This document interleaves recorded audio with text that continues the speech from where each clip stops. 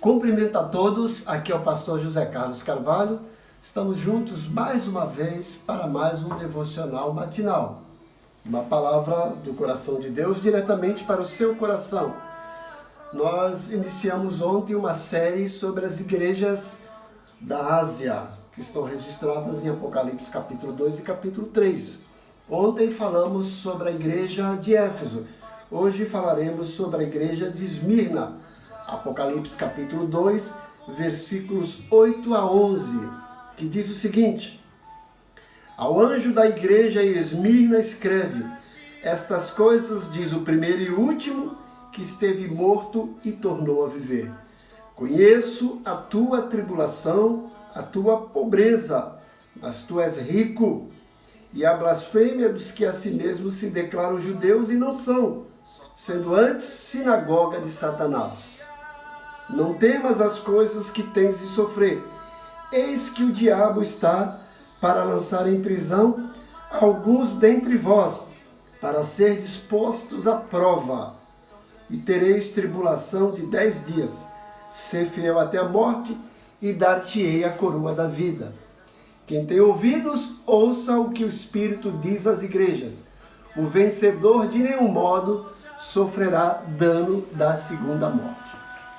Sintetizando essa carta, que foi dirigida à igreja de Esmirna, pelo próprio Jesus, podemos dizer que a igreja de Esmirna era uma igreja pobre, perseguida, mas vencedora. Veja aí, uma igreja pobre, perseguida, mas a pobreza e a perseguição não foram obstáculos, não foram empecilhos para essa igreja ser uma igreja vencedora. Ainda podemos dizer com uma proposta que pobreza, tribulação, difamação e até mesmo a prisão não ofuscam e não suplantam nosso eterno galardão. Hoje nós vivemos um período que os crentes são crentes dodói, que tudo reclamam, tudo coloca desculpa para desculpar da sua fidelidade, do seu compromisso. Reclamam da igreja, reclamam de sua situação, reclamam do país, reclamam do pastor, reclamam dos irmãos, reclamam da família. Mas a gente vê que essa igreja, da igreja de Esmirna, tinha motivos de sobra para reclamar. Mas a gente não vê ela reclamando. No meio de toda a dificuldade, ela encontrou motivos de receber elogios de Jesus.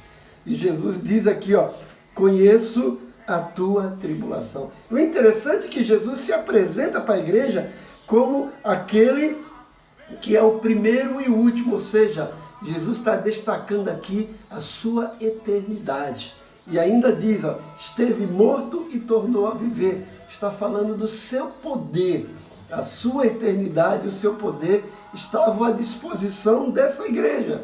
A eternidade de Jesus e o poder dele está à disposição de você, de mim, de cada um de nós. Não há desculpa para deixarmos de servir e nos comprometermos com o Senhor. Em meio à pobreza, em meio ao sofrimento, em meio à tribulação, a igreja de Esmirna recebeu o elogio de Jesus. Está lá no versículo 9. Conheço a tua tribulação, a tua pobreza, mas tu és rico. E a blasfêmia dos que se declaram judeus e não são, antes são sinagoga de Satanás. E Jesus diz no versículo 10, não temas as coisas que há de sofrer. Olha aí.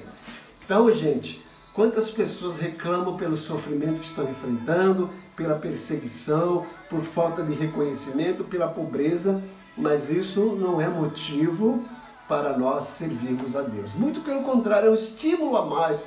É aí que vamos mostrar a nossa fidelidade e o nosso compromisso.